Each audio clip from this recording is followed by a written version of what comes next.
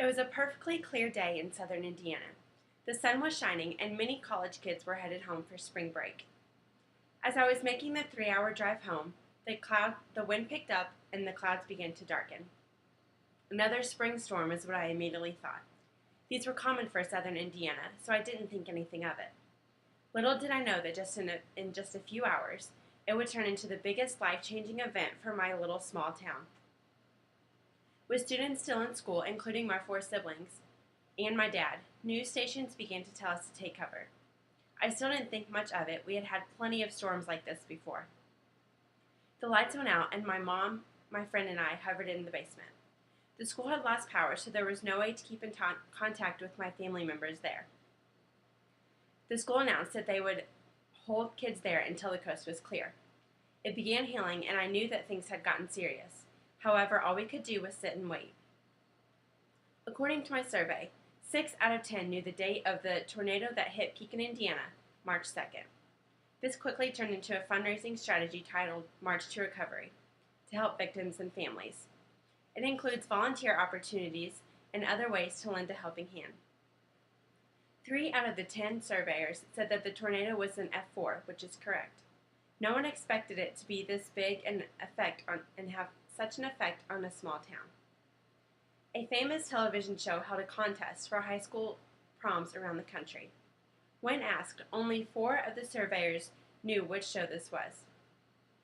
Ellen DeGeneres held a competition to see which high school should get an outstanding and over-the-top prom. While hundreds of applications were sent in, one of the local schools that were hit the worst received the award. Along with that, 4 out of the 10 people who took the survey knew that the award for the senior prom featured a personal concert by the country group Lady Antebellum. This was a huge event that took place, and it helped raise even more money for the school that was hit the worst.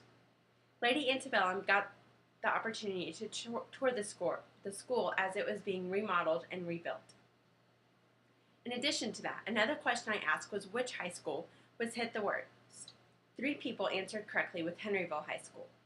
As a small 2A high school, Henryville was almost completely destroyed in the tornado. Luckily, there was no one in the school at the time of the disaster. A famous video streamed the internet of the school's gymnasium being completely demolished within seconds. This helped emphasize the strength of the tornado as well. Luckily, there were only a few deaths. However, one little girl's story quickly became the heartwarming story of the disaster, which leads to my last question, which was what or whom became the face of the tornado? Only 2 people answered this correctly. 15-month-old Angel Babcock was found 10 miles from her home in a farm field. Being the only surviving member of her family, she became the face of the tornado. Or the hope that everything would be okay. Other family members were found around her. These included her parents and her 2 siblings.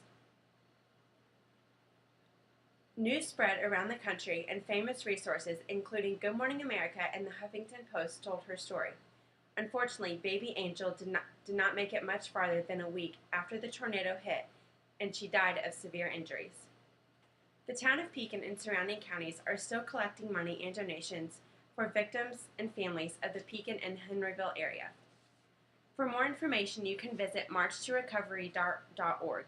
This website will lead you to many ways that you can offer help to victims of this natural disaster. Thank you.